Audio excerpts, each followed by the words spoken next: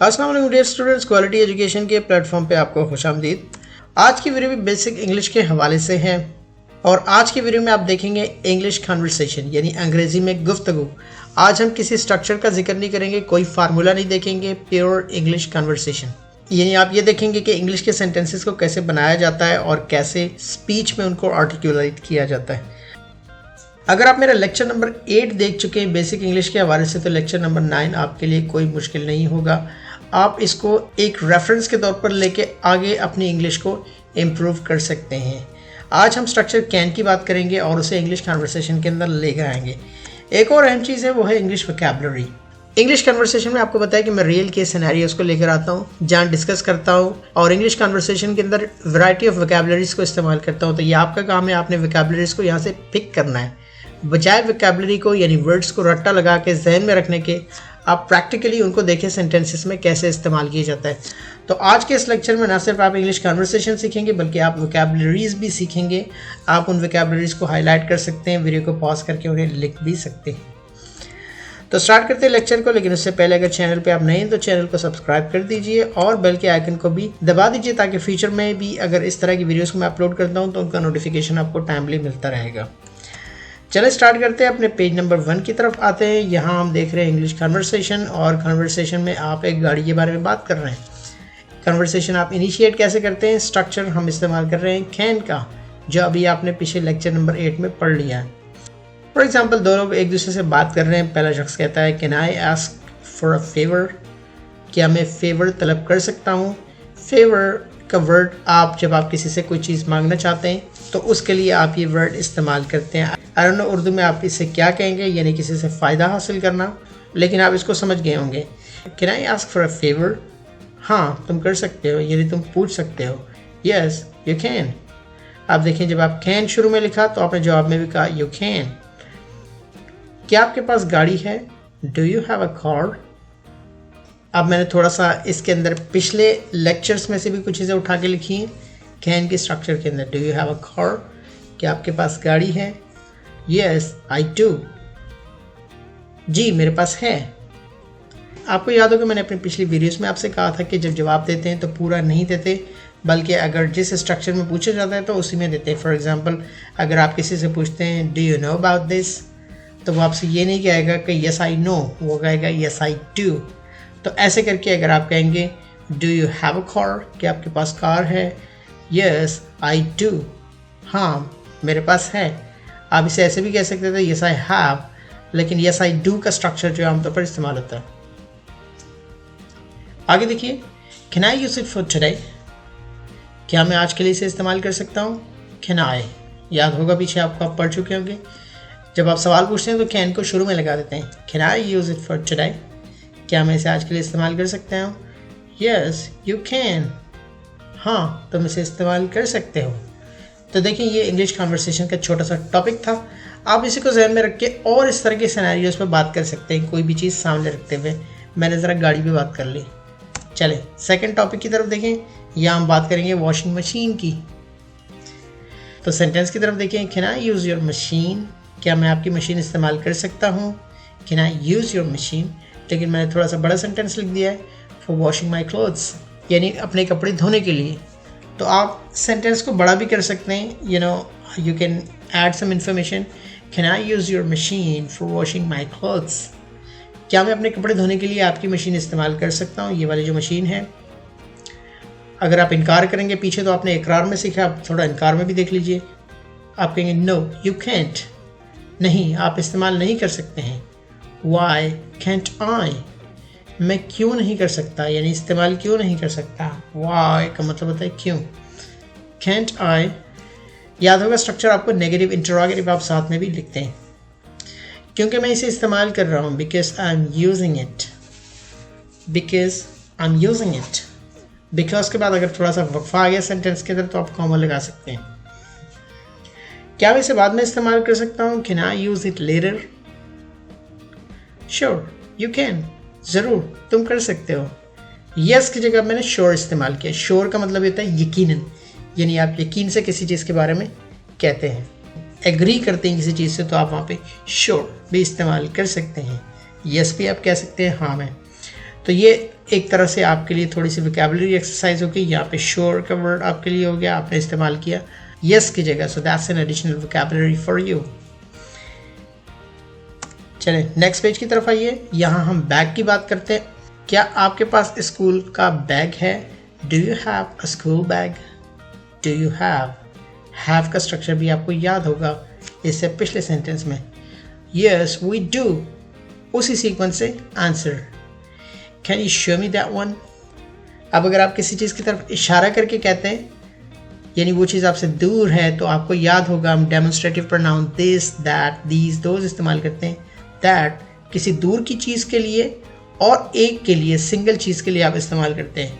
Can you show me that one? क्या आप मुझे वो दिखा सकते हैं, यानी वो वाला बैग दिखा सकते हैं।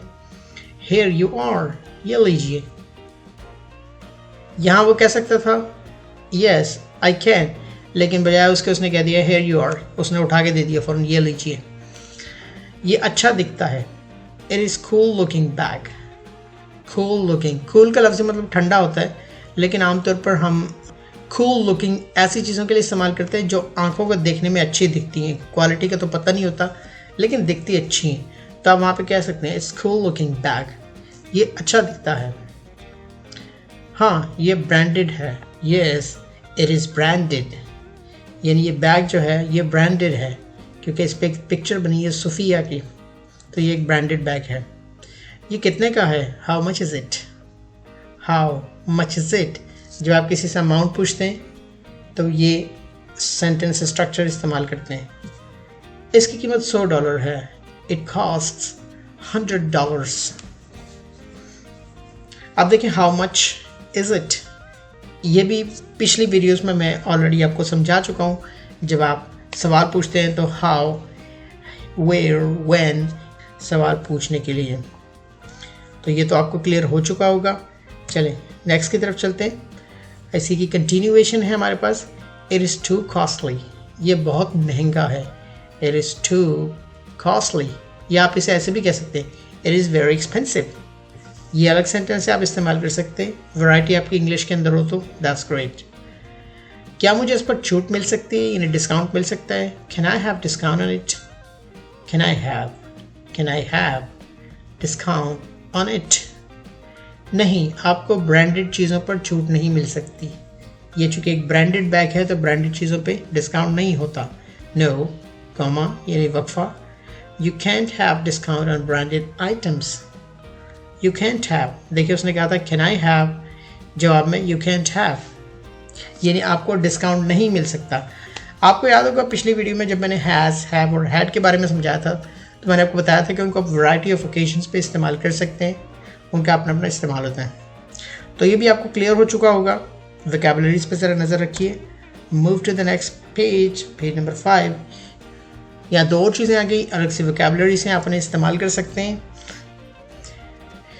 शॉप पे जाते हैं, what can I help you sir? थोड़ी सी सिचुएशन डिफरेंट, यानी आप दुकान पे खड़े इधर उधर देख रहे हैं, तो शॉपकीपर आपसे पूछता है what can I help you sir?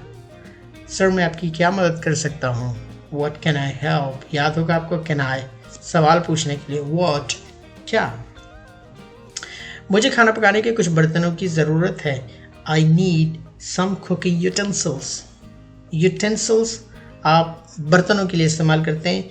जब आप कहेंगे कुकिंग यूटेंसिल्स तो इसका मतलब है खाना बनाने वाले बर्तन जो एक्टिवली खाना बनाने में इस्तेमाल होते हैं, लाइक फ्राई पैन, स्पून, देगचियाँ वगैरह।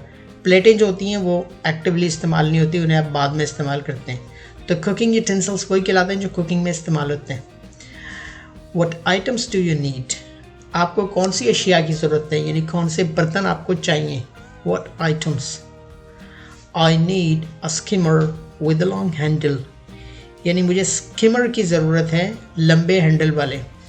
वर्ब स्किमर एक नाउन है जो कि स्किम से निकला है। आपको याद होगा स्किम करना, छानना किसी चीज़ को, तो उसके लिए फिर ये स्किमर यानी छानने वाला।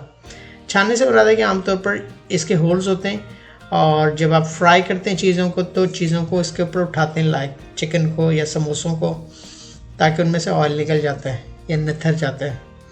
आई need a skimmer with a long handle, ये लीजिए, here you are. Anything else sir, और कुछ जनाब, ये भी बड़ा प्यारा फ्रेज है, आप इस्तेमाल कर सकते हैं किसी जगह during your English conversation. Anything else sir, किसी और चीज़ की आपको ज़रूरत है। Do you have a fry pan, क्या आपके पास फ्राई पैन है। यस वी डू, हाँ हमारे पास है। जैसा क्वेश्चन वैसा answer. Move to the next page. What is the color of fry pan, यानी जो फ्राई पैन आपके पास है उसका रंग क्या है। It is golden colored fry pan, ये सुनहरी रंग का फ्राई पैन है। Golden color यानी सुनहरी रंग, brown colored, blue colored, तो जैसे भी कलर हो आप उसके लिए ये इस्तेमाल कर सकते हैं। Can I ask for bill please, क्या मैं बिल तलब कर सकता हूँ। बिल यानी चेक, रेट कितना हुआ उसका वो पूछने के लिए आप कह सकते हैं। Here it is, ये रहा। Thank you, शुक्रिया। You're welcome, आपका खैर मकदम या आपको वेलकम। तो देखिए ये इंग्लिश कन्वर्सेशन के कुछ टॉपिक थे, ये बहुत ही अहम है क्योंकि इनमें मैंने वही स्ट्रक्चर इस्तेमाल किया जो आपने लेक्चर 8 में देखा। तो अगर आपने लेक्चर 9 देखा यानी अभी का लेक्चर देखा तो वो 8 आपको और ज़्यादा क्लियर हो चुका होगा। और यकीनन आप इनको सामने रख के इस तरह की प्रैक्टिस करते हैं। मैंने आपको प्रैक्टिस करने का एक तरीका भी सिखा दिया कि कैसे आप इन स्ट्रक्चर्स को इस्तेमाल कर सकते हैं। एक चीज़ आप याद रखिए, जो जो टॉपिक्स मैं शुरू में आपको समझा चुका हूँ, जो फार्मूला, जो स्ट्रक्चर्स मैंने समझाए, आगे मैंने उनकी प्रैक्टिस आपको ज़रूर करवाई है। तो अगर एक लेक्चर में कोई चीज़ आपको क्लियर नहीं हुई तो वो आगे के लेक्चर्स में आपको ज़रूर क्लियर हो जाएगी। और चूँकि बार बार आप इनकी प्रैक्टिस करते रहेंगे तो यकीनन इंग्लिश सीखना आपके लिए मुश्किल नहीं होगा, बशर्ते कि आप सारे लेक्चर्स को गौर से सुनें और उनकी प्रैक्टिस करें। तो आज के लिए इतना ही काफ़ी है। विजिट कीजिए हमारे YouTube चैनल का मज़ीद इस तरह के इंग्लिश के लेक्चर्स को लेने के लिए, सुनने के लिए, बेसिक इंग्लिश के हवाले से। आप चाहे थोड़ी बहुत इंग्लिश जानते भी हैं, हमेशा स्टार्ट बेसिक इंग्लिश से कीजिए ताकि आपको बुनियादी स्ट्रक्चर्स का पता चल सके। YouTube पे जाइए और सर्च बार में टाइप कीजिए चैनल फॉर क्वालिटी एजुकेशन, आप हमारे चैनल पे चले जाएंगे।